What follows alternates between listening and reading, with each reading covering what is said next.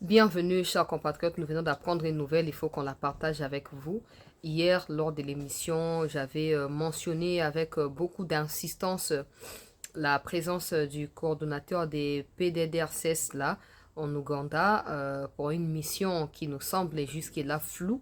Malheureusement, une nouvelle décision vient de tomber à l'heure où j'ai fait cette vidéo pour vous en tenir informé.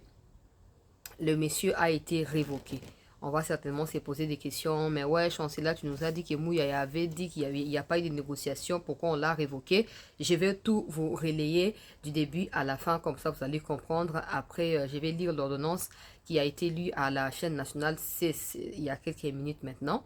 Ordonnance portant sa révocation. Depuis hier, il y a deux documents qui circulent. Deux documents authentiques là. Des documents qui nous informent de la mission qui a été confiée à ces messieurs des PDDRCS en Ouganda pour le rapatriement des anciens miliciens de LRA, mais aussi des enfants qui auraient été enlevés par ces miliciens-là. Hier, j'avais précisé que cette milice a cessé de combattre depuis 1988. C'est le cas, vous pouvez toujours aller vérifier.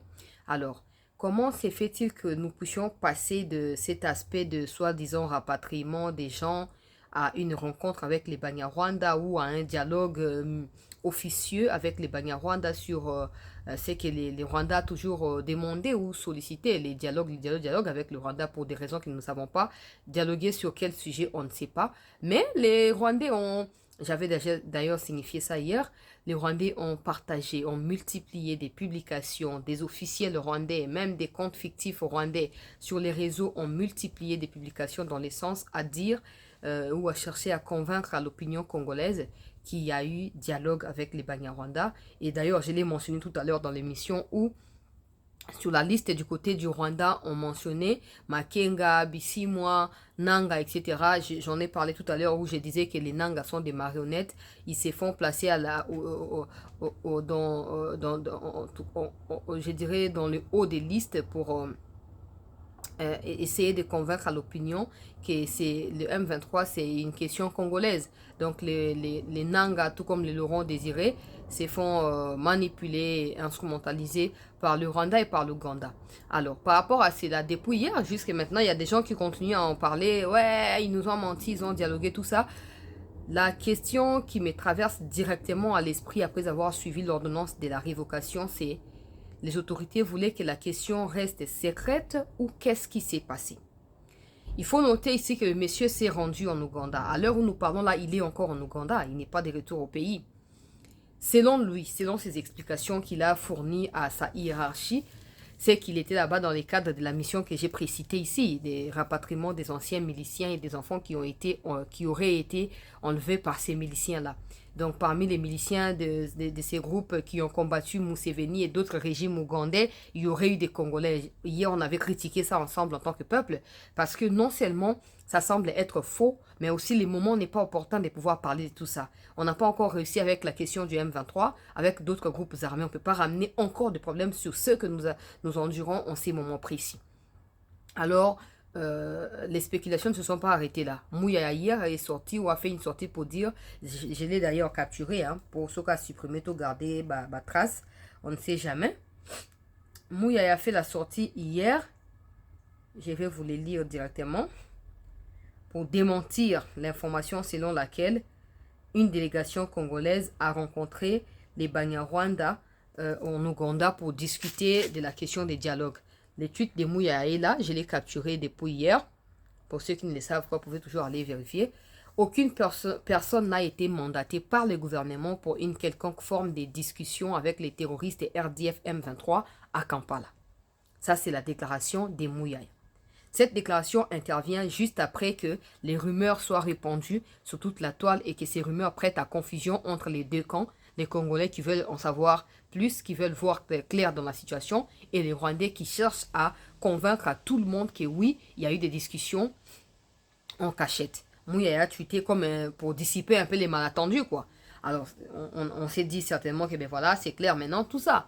Et pourtant, ce n'est pas ça. Parce que la situation où les rumeurs ont continué, les spéculations ont continué jusqu'aujourd'hui, jusqu'à l'heure où j'ai fait l'émission. Et Nous venons de suivre Tina Salama dans une lecture d'ordonnance au niveau de la RTNC où la présidence vient de révoquer les coordonnateurs des PDD RCS. On ne comprend pas. Qu'est-ce qui s'est passé? Les messieurs nient en bloc. Il a communiqué à sa hiérarchie pour dire que sa mission s'arrête au rapatriement des miliciens et des enfants. Il n'a pas rencontré les Banyarwanda, il n'a pas discuté des Banyarwanda. Mais maintenant, il est révoqué. Sur base de quoi il est révoqué? On ne peut pas encore confirmer parce que il semble que les enquêtes se poursuivent. Mais si on doit essayer de réfléchir sur base de ce qui est dit jusque-là, il y a plusieurs options qui se présentent à nous. Soit il a été envoyé pour discuter ou pour planifier un climat de discussion avec les Banyarwanda et que les autorités n'auraient pas souhaité que ça soit rendu public. Ça, c'est de 1. Ce sont des probabilités, on ne dit pas que c'est ça. 2, je ne vois pas comment cette probabilité peut être vraie à 100% parce que s'il faut discuter des Banyarwanda, ce ne sera pas quelqu'un des PDDRCS, ce sera quelqu'un officiellement établi par l'État congolais. Parce qu'il est question des 2 États là-bas. Il n'est pas question des groupes armés qui doivent être démobilisés, réinsérés dans la société. Non. Il est question des 2 pays, le Rwanda qui tue au Congo. Il faut mettre un terme à ça. Du coup, je doute un peu qu'il soit vraiment habilité à être envoyé dans ce genre d'émissions. Deuxième point, il se peut qu'il a pris l'initiative de par soi-même, comme il était en Ouganda, et peut-être que les Banyarwanda, les Nanga l'ont invité. Il a peut-être répondu à leur invitation et au finish, il est tombé dans les panneaux. Et quand les autorités ou sa hiérarchie ont appris cela, ils n'avaient pas d'autre choix que de pouvoir les révoquer. Nous apprenons que c'est quelqu'un du Kivu. On se pose la question et on réfléchit, on s'est dit, nous battons tous les jours ici pour la liberté de nos compatriotes du Kivu. J'ai toujours du mal à comprendre certains caractères ou certaines pratiques de nos compatriotes du Kivu. S'il y a des gens qui doivent être aussi préoccupés dans cette question ou par cette situation, ça doit être d'abord vous, du Kivu, avant que ça soit le cas pour tous les Congolais. Parce que c'est vous qui ressentez dans votre peau ce qui se passe. C'est vous qui vivez cette misère-là.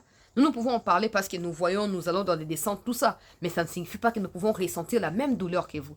Je ne comprends pas comment les gens qui se disent être bien positionnés au sein du pouvoir pour les comptes du Kivu ne soient pas en mesure d'être sincères avec le peuple du Kivu et aussi avec l'ensemble de la République.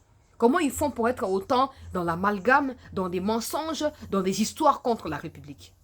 Je vais maintenant lire l'ordonnance qui a été lue également à la RTNC. Tout liker vidéo bandeko. Vous allez vidéo à 10 minutes seulement pour nous partager information à temps réel. Nabino Batoyo. Pour l'andabiso de manière régulière. Ordonnance présidentielle est révoquée de la fonction spécifiée en regard de son nom, la personne ci-après.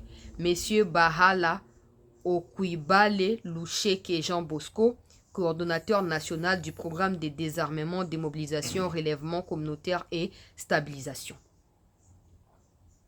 Komonaye, Bahala Okuibale Loucheke Jean Bosco. Il vient d'être révoqué. Je vais maintenant prendre quelques éléments de commentaires de la part des observateurs et de certaines sources. Jean Bosco Bahala, coordonnateur du programme de désarmement, démobilisation, relèvement communautaire et stabilisation, a été révoqué de ses fonctions après avoir participé à une rencontre controversée à Entebbe, en Ouganda. Selon les sources ougandaises, une tentative de rencontre a eu lieu lundi entre les délégués des Alliances Fleuve Congo des Corneilles Nanga M23 RDF et une délégation venue de Kinshasa. Bien que Bahala ait nié toute rencontre avec les délégués des AFC expliquant qu'il s'est trouvé en Ouganda pour les rapatriements des miliciens et enfants congolais libérés par la rébellion ougandaise des LRA, la polémique autour de sa présence a conduit à sa révocation. Des témoins ont rapporté des incidents lors des premiers échanges qui se sont terminés en queue de poisson. Jean Bosco Bahala a tout nié. Je n'ai pas rencontré les gens du M23. Ma mission étant bien définie dans les cadres du DDRRS, le ministre de la Communication a été clair là-dessus.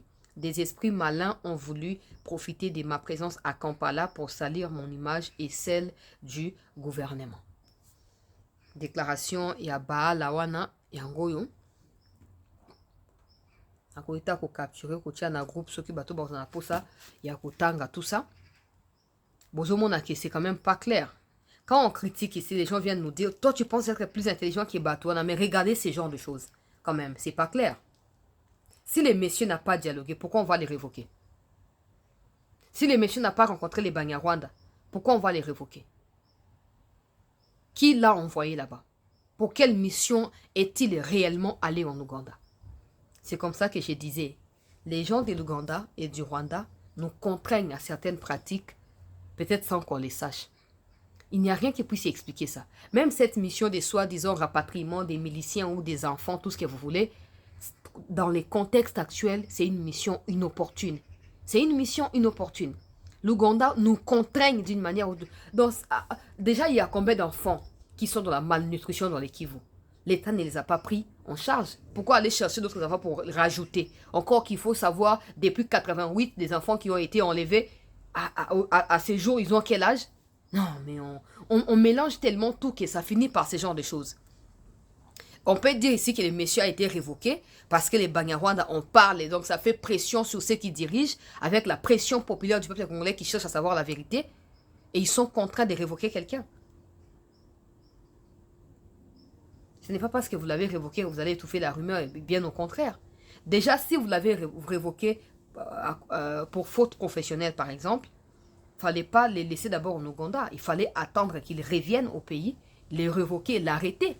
Parce que les révoquer, c'est bien. Mais s'il a commis des fautes graves, il faut qu'il soit arrêté pour ces fautes-là. C'est quand même bizarre. Hein? Quand nous on parle ici, les gens pensent... Je vous ai toujours dit, hein, des choses que nous vivons au Congo, si nous on pense qu'on va régler ça de manière d'abisso et amateurisme, on n'ira nulle part. Pour un temps normal, on peut pas... Si le monsieur a commis des fautes graves, il faut poser la zone en boka, bo kangane ye bo chai na prison pour asali mabe. Mais dès que tu soit ça origine ougandaise par exemple, il va rester là-bas.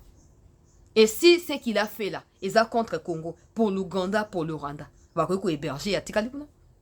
Donc ça sert à rien. Révoquer c'est bien, mais sanctionner c'est mieux.